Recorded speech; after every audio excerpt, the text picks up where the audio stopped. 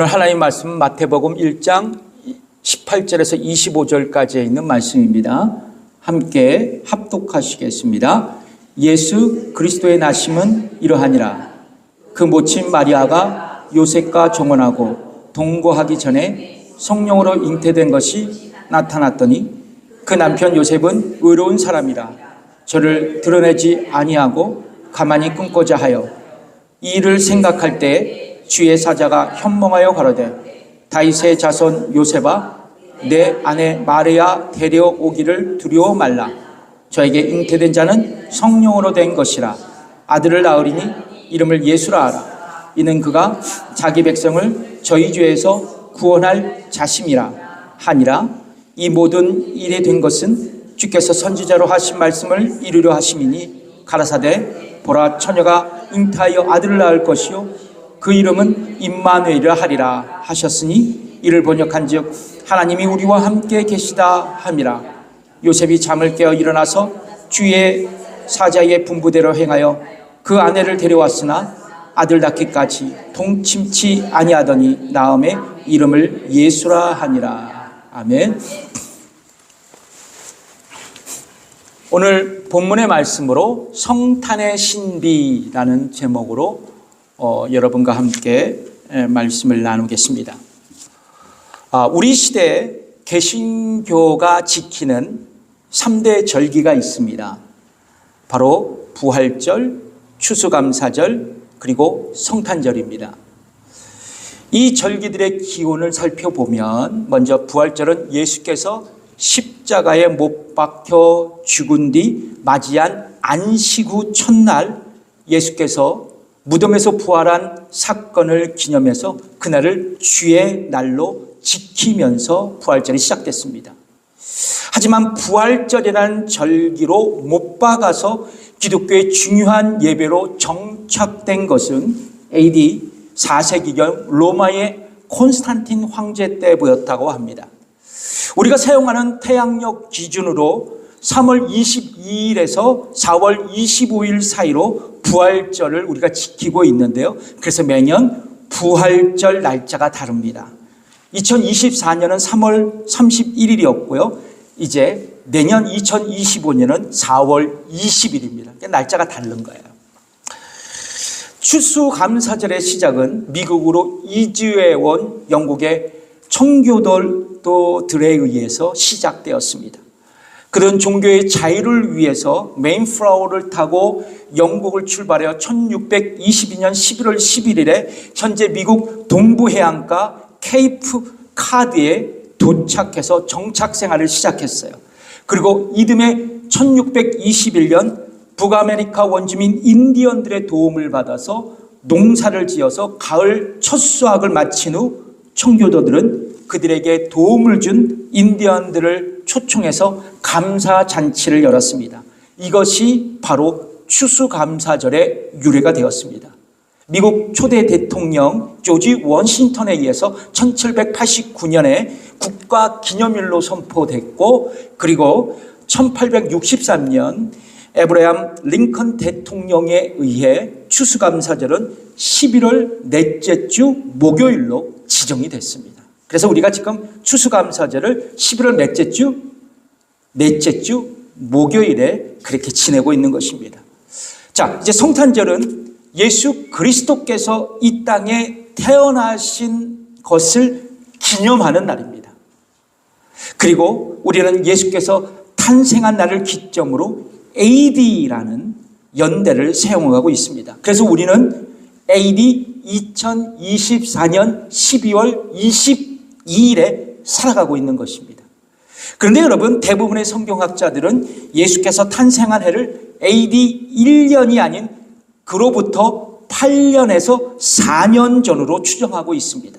그러니까 예수님의 탄생은 기원전 8년에서 4년경으로 추정하고 있다는 것입니다. 성경적인 근거로요, 누가복음 2장 1절에 보면 가이사 아구스도, 그러니까 로마 황제 아우구스투스 옥타비아누스가 인구 조사를 실시한 흔적이 이 누가복음 2장 1절에 있습니다. 기록되어 있어요. 이때가 BC 8년입니다. 이 인구조사를 응하기 위해서 요셉과 마리아가 어디로 갑니까? 예? 베들레헴으로 갔고 그곳에서 예수님의 탄생을 경험합니다. 또한 마태복음 2장에 보면 유대 지역 분봉왕인 헤롯 왕이 죽은 후 애굽으로 도망가 있었던 요셉과 마리아가 아기 예수님을 데리고 귀향하는 장면이 기록되어 있습니다. 여러분, 헤롯 왕이 죽은 해가 역사적으로 몇 년이냐면 BC 4년입니다.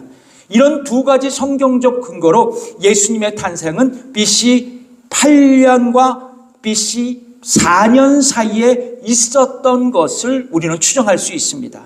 그런데 더 중요한 것은 예수께서 탄생한 월일이 성경에는 언급되어 있지 않고 있다는 것입니다. 한번 찾아보세요. 예수님이 언제 태어났는가? 너도 몰라, 나도 몰라, 아무도 몰라. 성경에 기록되지 않기 때문입니다. 그러나 여러분, AD 2세기 초부터 교회는 예수님의 탄생을 기념하기 위해 12월 25일에 성탄절로 지켰고, 그 AD 4세기경 밀라노 칙령 이후 콘스탄틴 황제 때부터 성탄절이 12월 25일에 교회의 공식적인 절기로 지켜지게 되었습니다. 일각에서는 성탄절이 로마 제국의 태양신을 숭배하는 이교적 관습에서 기독교에 유입됐다고 말하고 있지만, 분명한 것은 성탄절은 교회의 오랜 전통으로 오늘날 교회 절기로 자리 잡게 되었습니다. 그래서 여러분, 정확하게 말해서 12월 25일은 예수님께서 탄생한 날이 아닙니다. 그냥 교회의 전통이고, 그리고 교회의 협의물의 결과물에 불과한 것입니다. 그런데 흥미로운 것은 세월이 흘러서 18세기 근대 자본주의와 산업혁명으로 우리 인간의 삶이 풍요해지면서 성탄절은 종교적 의미보다는 인류의 보편적인 축제의 현장으로 그렇게 발전하게 되었습니다. 이런 성탄절의 대중적 이미지를 촉진한 사람이 바로 찰스 디킨스, 영국의 작가인데요. 찰스 디킨스이고 그가 쓴 단편소설 크리스마스 캐롤입니다. 여러분 많이 읽으셨죠? 영어로도 많이 보셨을 거예요. 주인공이 누구예요? 구두쇠 스크루지 할아버지입니다. 그 할배가 유령들을 만나서 개가천선해서 자신이 소유한 재산을 어려운 이웃들과 나누는 삶을 살아간다는 내용 아닙니까? 이 소설을 통해서 서구 사회에서는 성탄 시즌 불우한 이웃들을 위한 기부 문화와 그리고 가정마다 음식과 선물을 나누는 훈훈한 풍습들이 정착되었습니다. 그러나 이런 성탄절의 풍경은 기독교 신앙에 역풍을 몰고 왔다는 걸 여러분 아십니까?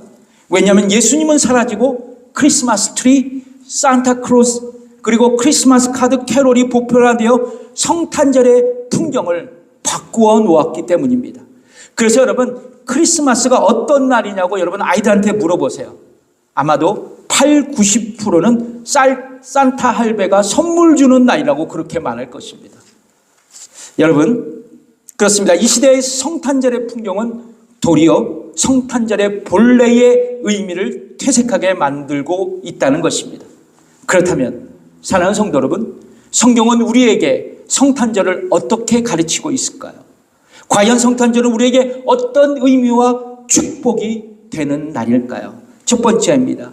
성탄절은 참 인간이시며 동시에 참 하나님이신 예수님께서 이 땅에 오신 것을 가르쳐 줍니다.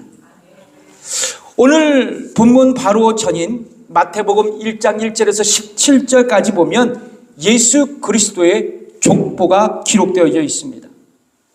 성경학자들은 마태복음의 족보를 왕의 족보라고 명명하고 있습니다. 이 족보는 예수께서 혈통적으로 아브라함의 후손이고 또한 직분적으로는 다윗의 후손으로 태어나셨다고 그렇게 기록하고 있습니다. 마태복음 1장 1절을 한번 읽어볼까요? 시작. 아브라함과 다윗의 자손 예수 그리스도의 세계라. 그러니까 성경은 예수님께서 완전한 인간이셨다는 것을 이렇게 표현하고 말씀하고 있는 것입니다. 여러분, 예수님은 인간의 육신을 가지고 이 땅에 태어나셨습니다. 그리고 우리와 마찬가지로 인간의 성장 과정, 모든 과정을 거치셨습니다. 그래서 성경은 어떻게 예수님을 표현합니까? 예수는 그 지혜와 그 키가 자라가며 하나님과 사람에게 더 사랑스러워 가시더라. 또한 예수님은 연약한 인간의 육체를 가지셨기에 때로는 목말라 하셨고, 때로는 배고파 하셨고, 때로는 십자가의 고통도 느끼셔야만 했습니다.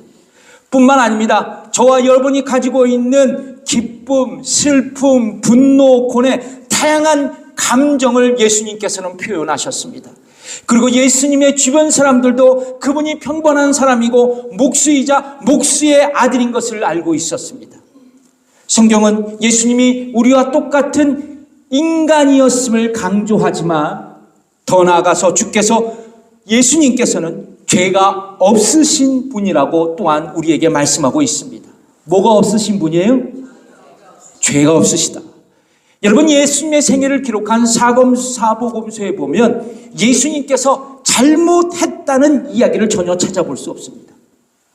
또한 주님 자신도 요한복음에서 나는 세상의 빛이다. 나는 항상 아버지 하나님의 기뻐하시는 일을 행했다. 나는 아버지의 계명을 지켜 그의 사랑에 거하고 있다고 자기 자신을 증거하고 계십니다.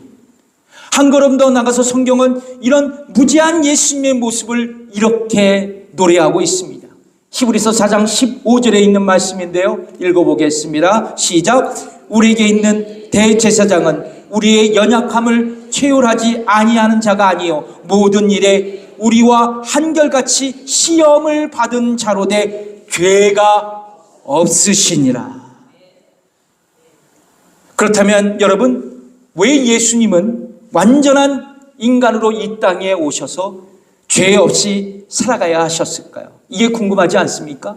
첫 번째 뭐냐 하면 예수님은 죄인들에게 나누어질 의로운 삶을 준비하시기 위해서 이 세상에서 죄 없이 살아가셨다는 것입니다.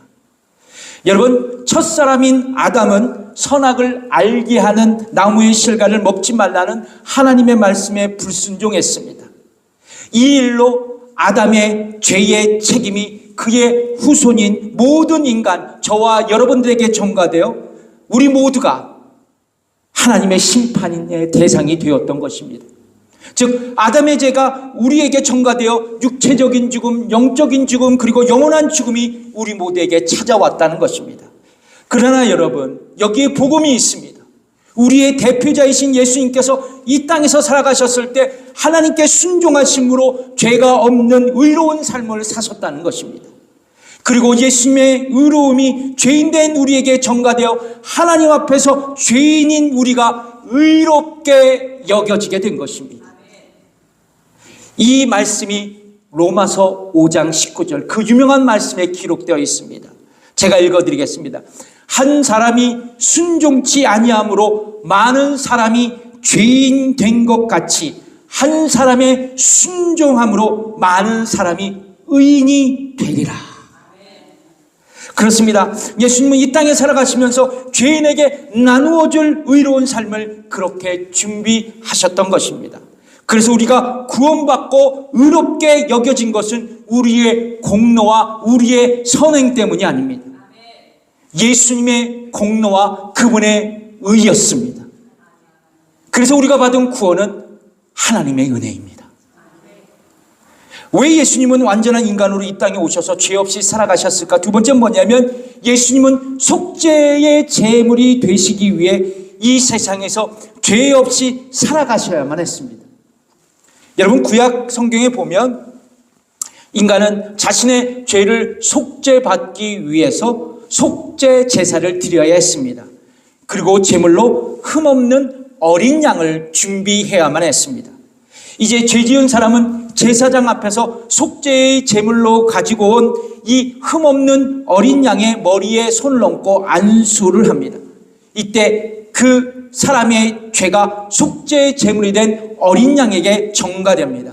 이윽고 죄가 전가된 그 어린 양을 죽이고 제사장은 그 피를 가지고 하나님 앞에 속죄의 제사를 드림으로 그 사람의 죄가 속죄되었습니다. 그러나 구약 속죄의 제사는 사람의 죄를 완전히 속죄하기에는 완전하지 않았습니다. 일시적인 것이어서 완전한 속죄가 되지 못했어요. 그래서 매년 제사장은 다른 흠없는 어린 양을 잡아 피를 가지고 속죄의 제사를 반복적으로 매해마다 드려야만 했습니다. 그러나 죄가 없으신 예수님께서 친히 십자가 위에서 흠없는 어린 양으로서 완전한 속죄의 제사를 드리셨던 것입니다. 그러니까 죄가 없으신 예수님께서 십자가에서 당신의 보혈을 흘리셔서 단번에 우리의 죄를 속죄하셨고 죄의 책임으로부터 우리를 영원하게 벗어나게 하셨던 것입니다. 그 말씀이 히브리서 9장 12절의 말씀에 기록되어 있습니다. 읽어볼게요. 시작. 염소와 송아지의 피로 아니하고 오직 자기의 피로 영원한 속죄를 이루사 단번에 성소에 들어가셨느니라. 그래서 여러분, 예수님께 나오는 자는 완전한 죄의 용서를 받습니다. 구원을 얻게 돼서 영원한 지옥에 갈 수 없는 존재가 되는 것입니다. 그러니까 옆분과 인사하겠습니다. 자주 인사하잖아요. 우리는 지옥 가기 다 틀렸습니다. 우리는 지옥 가기 다 틀렸습니다. 아멘. 한 걸음 더 나아가 성경은 예수님이 참 인간이시며 동시에 참 하나님이심을 증거하고 있습니다. 그러니까 예수님은 인성을 가지셨지만 예수님은 신성을 가지셨다는 거예요. 여러분, 오늘 본문에 보면 예수님의 신성을 엿볼 수 있는 대목이 기록되어 있습니다. 예수님께서 마리아라는 한 여인에게 태어날 것인데 그것은 한 남자에 의해서가 아니라 성령으로 잉태된 것이라고 말씀합니다. 마태복음 1장 18절에 기록되어 있죠. 읽어보겠습니다. 예수 그리스도의 나심은 이러하니라. 그 모친 마리아가 요셉과 정혼하고 동거하기 전에 성령으로 잉태된 것이 나타났더니, 성경은 예수께서 육신의 아버지가 없이 성령의 역사로 그의 어머니 마리아에게 잉태되었다고 증거하고 있습니다. 이것을 신학적으로 예수 그리스도의 동정녀 탄생이라고 말합니다. 뭐요? 예수 그리스도의 동정녀 탄생. 그리고 하나님이신 예수님께서 이 땅에 인간의 몸을 입고 오셨다는 것을 교회는 성육신이라는 용어로 사용해 왔습니다. 이처럼 성경은 예수 그리스도가 바로 하나님이심을 여러 성경을 통해서 증거하고 있습니다. 그런데 특별히 이 구절에서 예수님이 바로 하나님이심을 증거하고 있는데요. 이사야서 9장 6절의 말씀입니다. 아주 분명한 말씀이에요. 읽어보겠습니다. 시작. 이는 한 아기가 우리에게 낳고 한 아들을 우리에게 주신 바 되었는데 그 어깨에는 정사를 메었고 그 이름은 기묘자라 모사라 전능하신 하나님이라 영존하시는 아버지라 평강의 왕이라 할 것임이라. 아멘. 그러니까 여러분, 예수님은 누구세요? 전능한 하나님. 아멘. 옆분과 인사하겠습니다. 예수님은 전능하신 하나님이십니다. 더 나가서 복음서에 보면 예수님께서 하나님이 되심을 보여주는 수많은 행동들이 언급되어 있는데요. 예를 들면 바다의 폭풍을 잠잠케 하셨어요. 맞나요? 물을 포도주로 만드셨습니다. 오병이어의 기적을 보여주셨어요.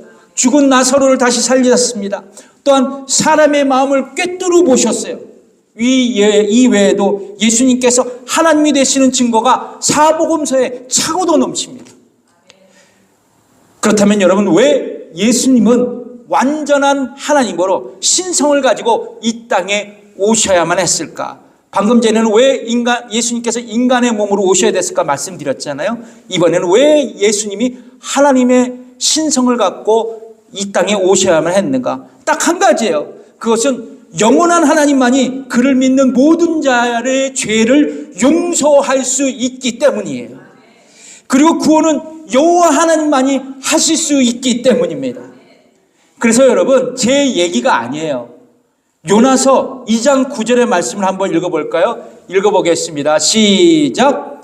나는 감사하는 목소리로 주께 제사를 드리며 나의 소원을 주께 갚겠나이다. 구원은 여호와께로서 말미암았나이다. 구원은 누구로부터 온다고요? 여호와 하나님으로부터 온다.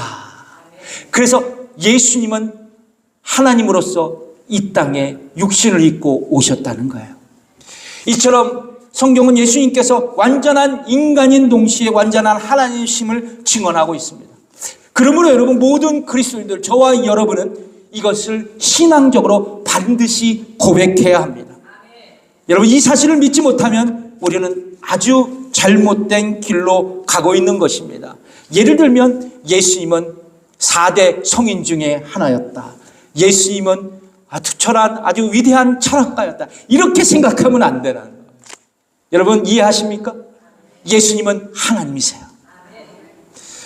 성경은 우리에게 성탄절을 어떻게 가르쳐주고 있을까요? 과연 성탄절은 우리에게 어떤 의미와 축복이 되는 날일까요? 첫 번째, 성탄절은 참 인간이시며 참 동시에 참 하나님이신 예수님께서 이 땅에 오신 것을 가르쳐주고 있습니다. 두 번째입니다. 성탄절은 예수께서 우리를 구원하시기에 이 땅에 오신 것을 가르쳐줍니다. 여러분, 오늘 본문에 기록된 말씀을 보면 그 예수님의 탄생의 스토리가 기록되어 있는데 아주 극적인 장면이 연출되고 있습니다.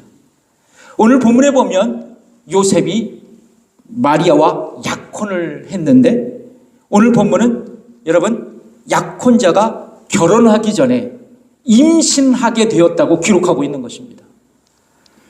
보통 성경학자들은 그 당시 남녀 간의 약혼 기간을 약 1년 정도 지속되었다고 이야기를 합니다. 그런데 약혼한 사람이 약혼자가 아닌 다른 사람을 사귀는 것은 구약시대의 율법에서는 불법으로 간주됐고, 더 나아가서 약혼 기간에 여자가 약혼자 외에 다른 남자의 아이를 임신하게 되면 그것은 사형에 해당하는 중범죄였다고 합니다. 그러나 예수님 당시 조금 이 구약의 그 법률 체계가 약해졌어요. 그래서 이런 불륜의 주인공은 사회적으로 창피를 당하고 매장당하는 수준의 고통을 감수해야 했습니다. 요셉은 배가 불러오는 약혼녀 마리아를 보면서 만감이 교차했을 겁니다. 아마도 요셉은 마리아의 임신한 비밀이 고향 사람들에게 알려진다면 자신과 마리아가 받아야 할 비난을 예상하면서 그는 마리아와의 결혼에 대해 망설이게 되었습니다. 그래서 요셉은 자신의 지인들에게도 알리지 않고 조용히 마리아와의 관계를 정리하려고 결심하게 됩니다. 마태복음 1장 19절의 말씀인데 읽겠습니다. 그 남편 요셉은 의로운 사람이라 저를 드러내지 아니하고 가만히 끊고자 하여. 이런 혼란한 상황 가운데 있었던 요셉에게 누가 나타납니까? 천사가 나타나서 이렇게 그에게 격려합니다. 마태복음 1장 20절의 말씀을 읽겠습니다. 이 일을 생각할 때 주의 사자가 현몽하여 가라되 다윗의 자손 요셉아, 내 아내 마리아 데려오기를 무서워 말라. 저에게 잉태된 자는 성령으로 된 것이라. 여기서 무서워하지 말라라는 단어에 한번 집중해 보십시오. 이 단어의 헬라어는 포에베입니다. 포에베. 포에베의 뜻은 두려워 말라라는 뜻 외에 주저하다라는 의미를 갖고 있습니다. 두려워하다 또는 주저하다라는 뜻을 갖고 있다는 거예요. 그러니까 천사는 파혼을 결심한 요셉에게 주저하지 말고 마리아를 아내로 선택하라고 지금 명령하고 있는 것입니다.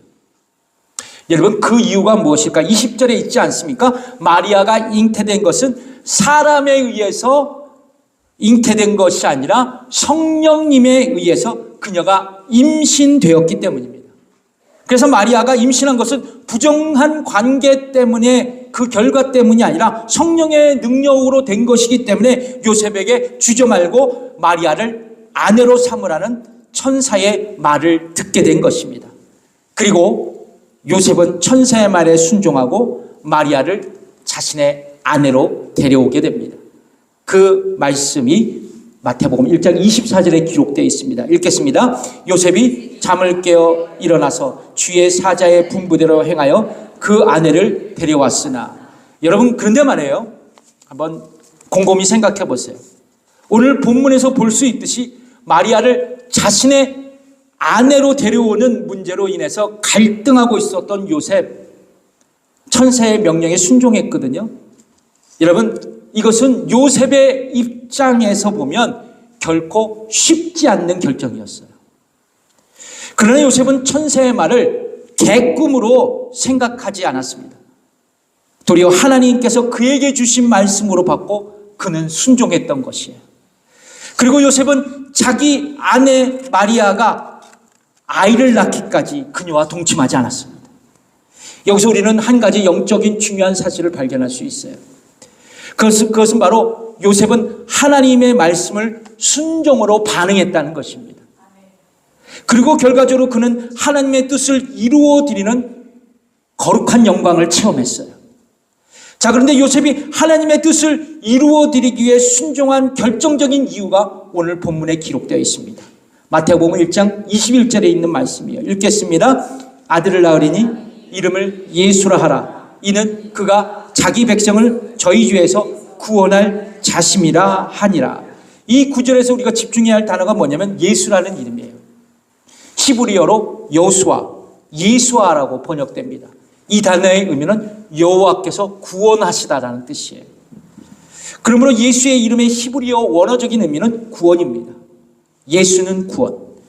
여러분, 우리는 인생에서 직면하는 모든 위기 가운데 구원이 필요합니다. 그러나 오늘 본문에서 천사가 요셉에게 전달한 예수 이름의 이 의미의 구원은 우리가 경험하는 위기적인 일상에서의 탈출을 의미하는 그런 구원이 아닙니다. 가난으로부터의 구원도 아니에요. 정치적인 압력으로부터의 구원도 아닙니다. 사회적 불평등으로부터의 구원도 아니에요. 바로 죄로부터의 구원입니다.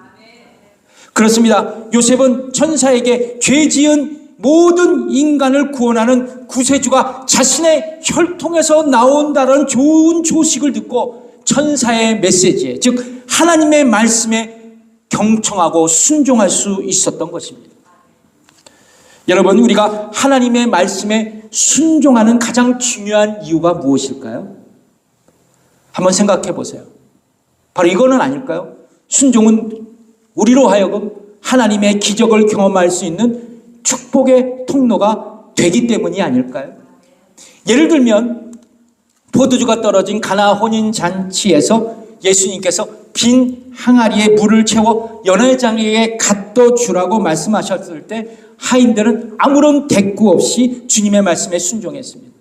결과적으로 하객들은 명품 포도주를 마시게 되었고, 그리고 파산될 위기에 처해 있었던 그 혼인잔치가 기쁨의 잔치로 변화되었어요. 그렇습니다. 어떤 면에서 보면 가나 혼인잔치의 기적은 하인들의 믿음의 기적이었고 그들의 순종의 기적이었습니다. 그러나 여러분, 우리는요, 명심해야 될 것은 뭐냐면 기적과 축복을 목표로 위해서 하나님께 순종하는 것은 아니라는 거예요. 궁극적으로 요셉처럼 하나님의 뜻을 이루어 드리기 위해서 우리는 순종해야 한다는 것입니다. 그것이 바로 성경적인 순종의 모습이에요. 오늘 내 생애 최고의 날이라는 책을 쓴 로이 레슨이라는 분이 계십니다. 이분이요, 인간에게 가장 필요한 것이라는 글을 쓴 적이 있어요. 여러분, 인간에게, 저와 여러분에게 가장 필요한 것이 여러분 무엇이라고 생각하십니까? 저와 여러분이 지금 긴급히 필요한 것이 뭐예요? 여러분, 로이 레슨은 우리에게 이렇게 글을 적습니다. 인간에게 가장 필요한 것이 지식이었다면 하나님은 우리에게 교육가를 보내셨을 것이다. 인간에게 가장 필요한 것이 건강이었다면 하나님은 우리에게 의사를 보내셨을 것이다. 인간에게 가장 필요한 것이 돈이었다면 하나님은 우리에게 사업가를 보내주셨을 것이다. 인간에게 가장 필요한 것이 즐거움이었다면 하나님은 우리에게 연예인을 보내주실 것이다. 그러나 인간에게 가장 필요한 것은 죄사함이었다. 그래서 하나님은 우리에게 구세주 예수 그리스도를 보내주신 것이다. 이런 멋진 말 아닙니까? 그렇습니다. 구세주, 그분의 이름이 예수님입니다. 아담의 죄가 전가되어 영원히 지옥에 갈 수밖에 없는 우리를 구원하시려고 예수님께서 이 땅에 오신 날 바로 성탄절이신 것입니다. 그러면 여러분, 성탄절은 산타의 날이 아닙니다. 예수님의 날이고 저와 여러분이 누리고 있는 구원이 시작된 날입니다. 이 이야기는 캐나다 몬트리올에 있는 크리스천 초등학교에서 실제로 일어난 사건입니다. 실화예요. 성탄절이 가까운 어느 날 이 학교에서 성탄절을 맞이해서 특별한 연극을 준비하기 위해 배우를 모집하고 있었습니다. 그런데 그 학교에는 랄프라는 4학년 학생이 다니고 있었는데 그는 다른 누구보다도 연극을 하고 싶어 했다고 합니다. 그러나 그는 연극에 출연하기 어려운 조건을 가지고 있었다고 해요. 그가 연극에 출연하기 힘들었던 이유는 뭐냐면 선천적으로 말을 더듬었고 생각도 민첩하지 못한 일종의 정신장애를 갖고 있었기 때문이었습니다. 비록 장애가 심했지만 그래도 랄프는 연극을 하고 싶었어요. 그래서 선생님이 어떻게 하든지 랄프에게 용기를 주고 싶어서 배역 하나를 맡기기로 결정을 했습니다. 선생님은 랄프에게 가장 적합한 배역이 무엇일까 곰곰이 생각해 보다가 액션이 별로 없고 대사도 가장 적은 배역 하나를 찾아냈습니다. 그것은 요셉과 어린 예수님을 잉태하고 있는 마리아를 맞이하는 여관 주인의 역할이었습니다. 저도 어렸을 때 단골 역할이 여관 주인이었어요. 반갑세요! 그래서 표독하게 하는 거, 그 한마디. 랄프가 맡은 장면은 요셉이 아기를 뵌 마리아를 데리고 와서 여관 문을 두드렸을 때 여관 주인이 나와서 한마디 말만 하면 끝나는 것이었습니다. 그 대사는 방금 전에 얘기했죠? 뭐요? 방 없어요 라는 단 한마디였습니다. 선생님은 이 대사 정도는 랄프가 충분히 감당할 것이라고 생각했습니다. 그래서 선생님은 랄프를 매일 불러다가 열심히 연극 연습을 시켰어요. 랄프도 방 없어요, 방 없어요 한마디 하니까 정성스럽게 또박또박 발음하고 연극 연습을 했습니다. 연극 각본상에는 여관 주인이 방 없어요 말하면 요셉이 그럼 큰일 났네요. 제 아내가 곧 아기를 낳을 것 같아요. 어떻게 좀 봐주실 수 없을까요? 라고 하면 방 없어요 라는 말을 2번이나 반복하기로 협의가 되어 있었습니다. 도합 3번을 하는 거예요. 드디어 크리스마스가 되었습니다. 연극이 시작되다 연극을 지도했던 모든 사람들은 숨을 죽이고 랄프가 어떻게 자신의 역할을 감당하느냐 지켜보고 있었어요. 마침내 요셉이 마리아를 데리고 여관 앞에 도착하는 장면이 되었습니다. 고통스러워하는 마리아를 부축하고 요셉은 다급히 여관 문을 똑똑똑 두드리기 시작합니다. 그리고 드디어 여관 주인이 나왔습니다. 랄프는 나와서 또박또박 연습한 대로 말합니다. 방 없어요. 그러자 요셉과 마리아가 가지 않고 여관 주인에게 한 번 더 매달립니다. 큰일 났네요. 제 아내가 곧 아기를 낳을 것 같아요. 어떻게 저에게 방을 줄 수 있을까요? 그때 랄프가 얘기합니다. 방 없어요. 그때까지 랄프는 아주 또박또박한 그 말로 맡은 배역을 잘 해나가고 있었습니다. 이때 한 번 더만 하면 대성공이었어요. 요셉이 마지막으로 사정합니다. 이렇게 사정합니다. 이 추운데 어디를 가라고요? 곧 아기가 나올 텐데 부탁드립니다. 저에게 방을 주십시오. 이때 이 말을 듣던 랄프는 갑자기 눈물을 흘리면서 글썽이면서 그리고 큰 소리로 요셉에게 이렇게 얘기했다고 합니다. 그러면요, 제 방으로 오세요. 제 방으로 오세요. 랄프는 연극의 약속을 깼습니다. 그 이후 연극의 내용은 완전히 망가졌습니다.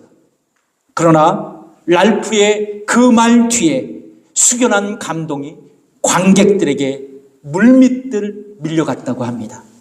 그러면 제 방으로 오세요. 여러분, 이 시간 예수님을 나의 구원자, 나의 인생의 주님으로 아직도 영접하지 않고 계신다면 이 시간 랄프처럼 고백해 보시길 바랍니다. 예수님, 나의 마음의 문을 열겠습니다. 나의 마음에, 나의 인생에 들어오셔서 나의 구원자, 나의 주님이 되어 주십시오. 그래서 예수님 때문에 구원받고 새 생명으로 이 땅을 살아가게 해주시고 주님께서 우리에게 준비하신 영원한 천국의 주인공이 되게 하옵소서.